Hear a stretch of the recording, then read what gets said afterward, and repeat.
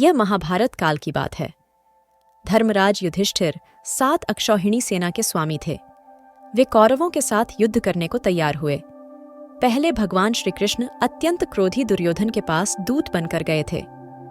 उन्होंने 11 अक्षौहिणी सेना के स्वामी दुर्योधन से कहा, दुर्योधन, तुमने पांडवों के साथ द्यूत क्रीड़ा में उनसे उनका इंद्रप्रस्थ छीन लिया था।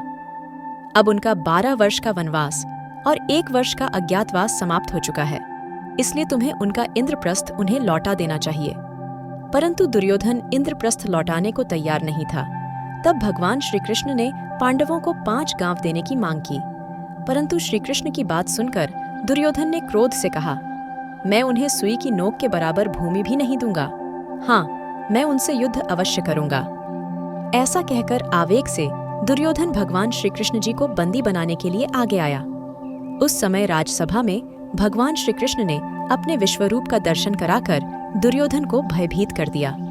उसके बाद वहां उपस्थित विदुर ने अपने घर ले जाकर भगवान श्री कृष्ण जी का पूजन और सत्कार किया।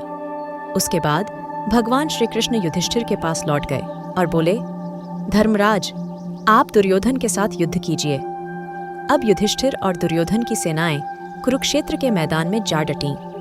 अपने विरुद्ध पक्ष में पितामह भीष्म और द्रोणाचार्य आदि गुरुजनों को देखकर अर्जुन युद्ध करने को तैयार नहीं थे। तब भगवान श्री कृष्ण ने उन्हें अपने विश्वरूप का दर्शन कराया और उनसे कहा, पार्थ, जब धर्म को ग्लानि आती है तब धर्म की संस्थापना के लिए मैं अवतार धारण करता हूँ। कौरवों का साथ देने वाले भीष्म आदि गुरुजन शोक करने के योग्य नहीं हैं।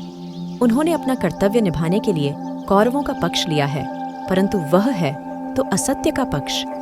उनके साथ युद्ध करना ही उचित क्षत्रिय धर्म है। तुम अपने कर्म के फल की चिंता न करते हुए अपने क्षात्र धर्म का पालन करो। मैंने सूक्ष्म रूप से यह युद्ध जीत ही लिया है। तुम केवल आज्ञा पालन कर अपनी साधना करो। हे पार्थ, यदि तुम जीतते हो तो पृथ्वी पर राज करोगे। यदि इस युद्ध में मृत्यु भी पाते हो तो तुम्हें स्वर्ग की प्राप्ति होगी। इसलिए युद्ध का निश्चय कर सिद्ध हो जाओ।